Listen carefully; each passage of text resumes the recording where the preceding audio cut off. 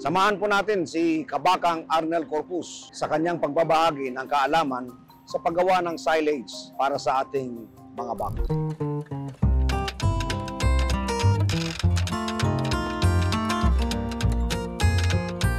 Magandang umaga po sa inyong lahat. Ngayong umaga po ay pag-uusapan po natin kung paano po yung tamang paggawa ng silage. Kasi mahalaga po na maturuan po natin yung ating mga farmers patungkol po sa tamang paggawa ng silage. So kami sa ngayon dito sa Great Arc Farm ay ang aming pong pinapakain ay yung tinatawag po nating corn silage. Mayroon lang pong 4 na bagay na lagi po nating tandaan sa paggawa po ng silage. Maging ito po ay mais, sorghum, or napier.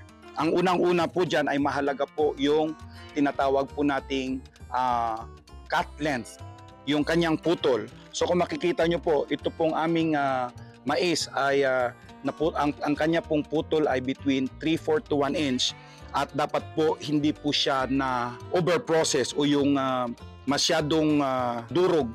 Bakit kailangan natin na tama po yung putol ng ating damo ay para po magamit ito sa tinatawag po natin na rumination. Mahalaga po kasi sa ruminant animal, sa baka, kalabaw, karniro at saka kambing na mayroon po silang yung tinatawag po nating nginangat-ngat o yung rumination kung tawagin. Dahil yan po yung nagpo-produce po ng saliva para po ma-stabilize po yung pH level ng rumen doon para po pagtulong doon sa pag-maintain ng microbial population. Ang pangalawa po ay yung tinatawag po nating moisture content.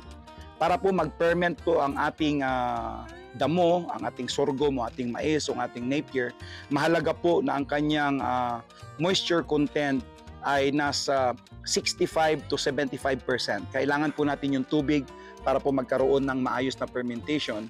O kung yung pinag-uusapan po natin dyan ay yung dry matter, ay between 25 to 35% po na dry matter. So ang kabaliktaran po niyan, yun po yung moisture. Mahalaga po ito para po unang-una ay makapture po natin yung damo sa kanyang optimal na nutritional na edad.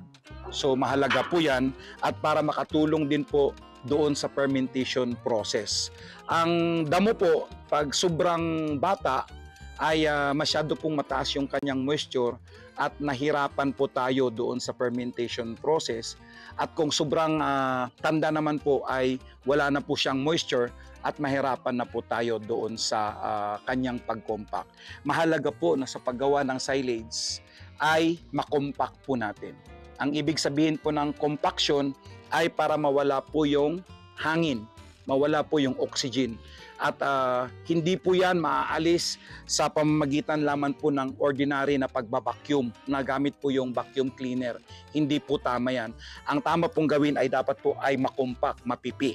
Kaya ang ginagamit po natin ay yung traktura mismo ay ang ginagamit po nating pangpipi doon sa ating mga silage para po mawala yung hangin.